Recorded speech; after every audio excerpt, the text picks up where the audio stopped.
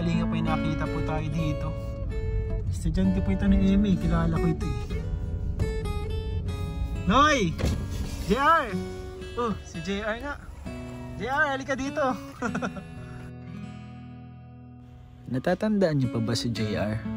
Isang batang napakasipag, mapagmahal sa pamilya.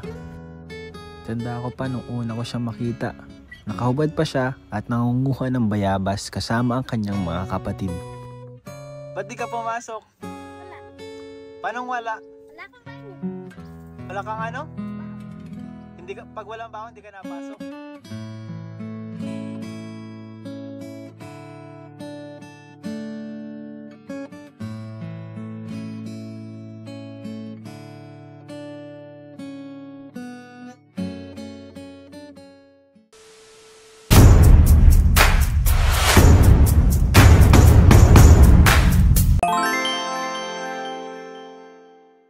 Kalinga po, nakita po tayo dito.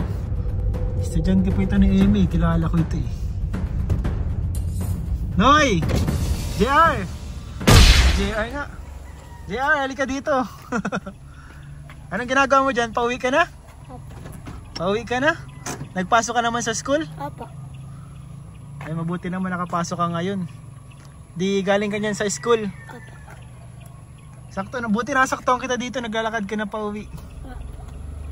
Buti nagpasok ka ngayon, may baon ka ngayong araw. Wala kang baon? Kakao? Paano mo kinain ng kakao? Yun ang pagkain mo? Sinisip-sip po. Sinisip-sip lang? Opo. Naku, JR, tama-tama. May mga gifts ako sa'yo. Kasi may mga gusto magpaabot ng tulong sa'yo. Alam mo yun? Pasok ka dito sa sasakyan. So yung mga kalingap, saktong-sakto, hinahanap po natin si JR. Matagal na po nakatambay itong grocery ito dito. Sige na, pasok na, buksan mo. So ito pong grocery natin dito ay matagal na nakatambay. And si JR po, sakto nakita natin. So JR, sakto, buti nasaktoan kita. Kumusta ka naman, JR? Ayos lang po. Mabuti naman? Opo. Kumusta naman ang school nyo? Ayos man lang po. Si JR po, dito lang po siya malapit sa subdivision. And minsan nakikita kita dito, naglalakad-lakad, ano? Opo, nagpapabiling papaya. Anong ginagawa mo nun? Ano po, nag-ano po ako ng, nag-ano po kung pako sa kanan, pinapabili ko po. Nang ano? Pako po. Pako? Tapos pinapabili mo, magkano ang isa nun? Ano lang po, 20. 20? Gano'ng kadami yun? Ano po, nung nakatali na po. Nakatali na? Gano'n na kadami yun? Isang tali? Opo. Madami na yun? Tapos 20 lang yun? Sa isang araw, nakailang ganun ka? Minsan po, nakaka 140 o 120 po. 120 pesos? Oh, mabuti naman, nakakaano ka. So yun, 120 pesos, anong ginagawa mo dun? Binibili ko po ng ano po sa bahay. Mga bigas po. Bigas? Pagkain ninyo? Kulang ba ang pagkain nyo sa bahay? Opo. Asan na nga si mama at papa mo? Ano po? Hiwalay na po yun. Hiwalay na sila? Opo. Si papa po, nagtatrabaho po dyan sa may trakan. Si mama mo? Naalis po yun ng gabi-gabi po. Laging wala si mama mo? So ito pa si JR. Kumusta man ang school? Nakapag-aral ka man na maayos? Opo. Natututo ka man? Opo. Teacher mo si Ma'am Eme, no? So ito po si JR, isang napakasipag na bata. Nakikita ko po ito dati, na-vlog ko na siya dati na nagtitinda, no? Nakita kita na, nabigla ako sa, si JR, estudyante ni Ma'am Eme, nabigla ako. So JR, sakto, matagal na ito na andito sa sasakyan ko. Tapos sakto nakita kita. May pasalubong ako sa'yo. Gusot-gusot na nga eh. So ito, tingnan mo ito. Yan, tingnan mo kung anong laman yan sa loob. Isa-isahin mo. Ayan. O, ano yan? Ano po lalagyan ng lapis? Pencil case. Ayan. Saka kalaki. Yan, toothpaste. Kasi di ka daw nagtutoothbrush, sabi ni ma'am mo. Mag-toothbrush ka. Kita mo, nasira-sira na yung ngipin mo, oh. Kasi mahalaga yun, maayos ang ngipin. Ano pa yung mga naan dyan? Oh, toothbrush. Ayun, hindi ka na makakawala sa toothbrush. Sabon. May sabon. Oh, sige dito mo. Ayun. Lagay mo dyan kung ano nakuha mo. Shampoo. Uy, may shampoo. Shampoo. Ano yan? Pang-erasable pen. May school supplies, tapos mayroong panglinis sa katawan. Yan, may mga ballpen po.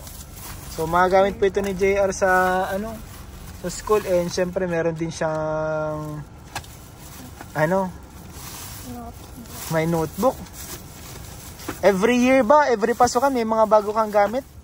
Pang school? Wala po. Di ano lang ginagamit mo? Ano po? Minsan po yung mga luma ng kuya. Pilan ba ang kuya mo? Ano lang po? 4 na matipunta. Namatay yung 3?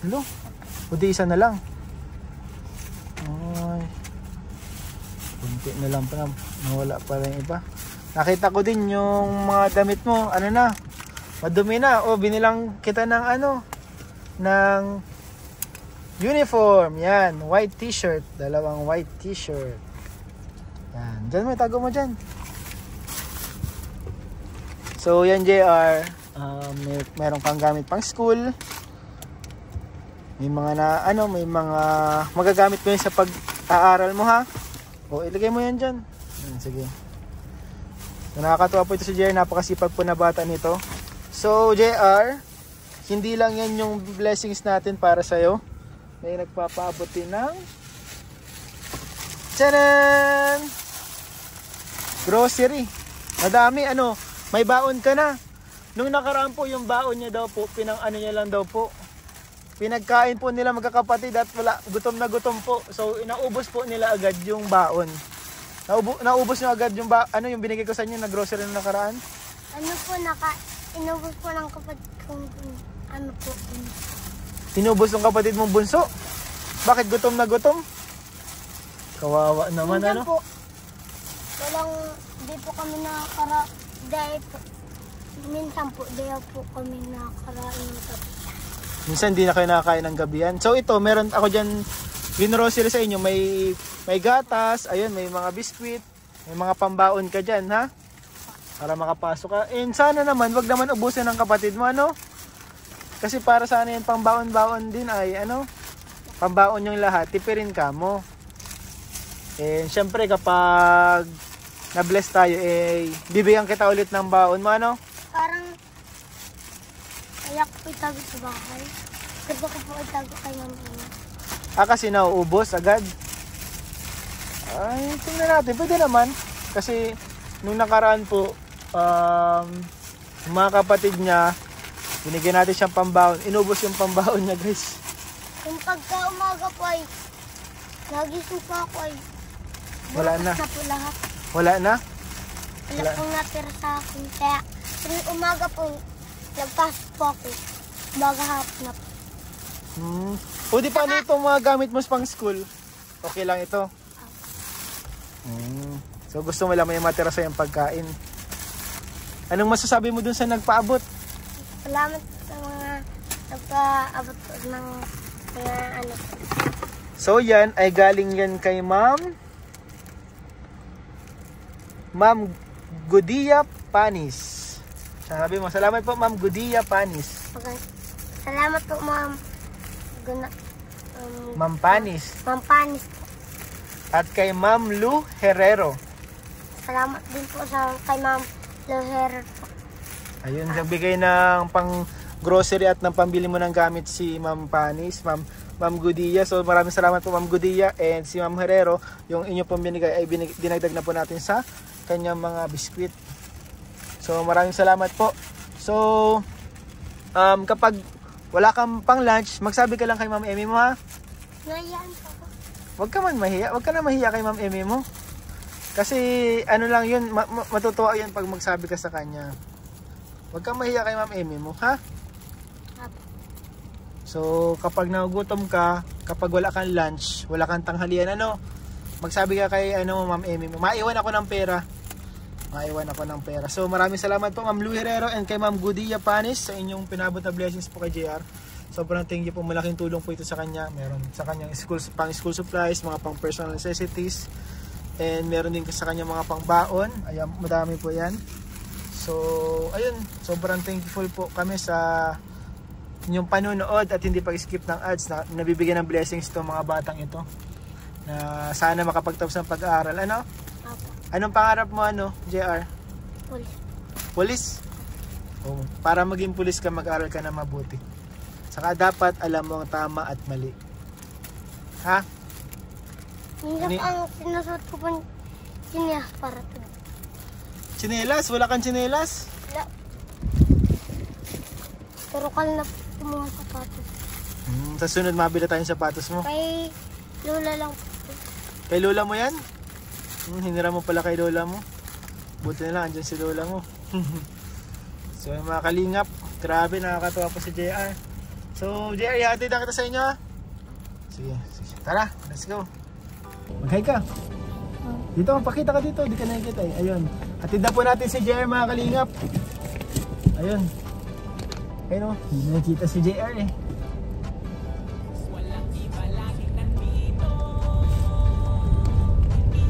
So ikaw JR, kapag pumapasok ka, naglalakad ka lang. Lakad-lakad ka lang pala.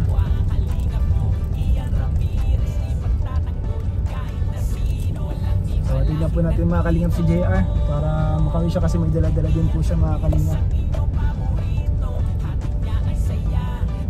Sa kapwa kalingap nyo, Ian Ramirez, ipagtatanggol kahit na sino. Lagi nyong makakasama, tumulong sa ating mga kapwa. May mabuti ang puso sa mga tao. Ian Ramirez laging nandito, maghahatid palagi ng saya. Mabuting kaibigan, mapagmahal sa asawa. Kahit saan makarating, laging nakaalala. Para sa walang iba, laging nandito. Ian Ramirez ang inyong paborito. Hatid niya ay saya, mabuti sa kapwa. Kalingap nyo, Ian Ramirez, ipagtatanggol kahit na sino. Walang iba, laging nandito. Ian Ramirez ang inyong paborito. Hatid niya ay saya, mabuti sa kapwa. Kalingap nyo, Ian Ramirez, ipagtatanggol kahit na sino. Matulungin, masiyahin, lagi nyong kasama. Ang kalingap nyo na maaasahan. Ang best friend ni Kuya Rab, laging nagtutulungan para sa mga nangangailangan ay pupuntahan. Ang joker na magpapasaya, Ian Ramirez ay laging may ngiti na dala. Mga kalingap, lagi nyong tatandaan, magtatanggol at tutulong. Ian Ramirez laging nandito. Ian Ramirez ang inyong paborito. Hatid niya ay saya, mabuti sa kapwa. Kalingap nyo, Ian Ramirez, ipagtatanggol kahit na sino. Ian Ramirez ang inyong paborito. Hatid niya ay saya, mabuti sa kapwa. Kalingap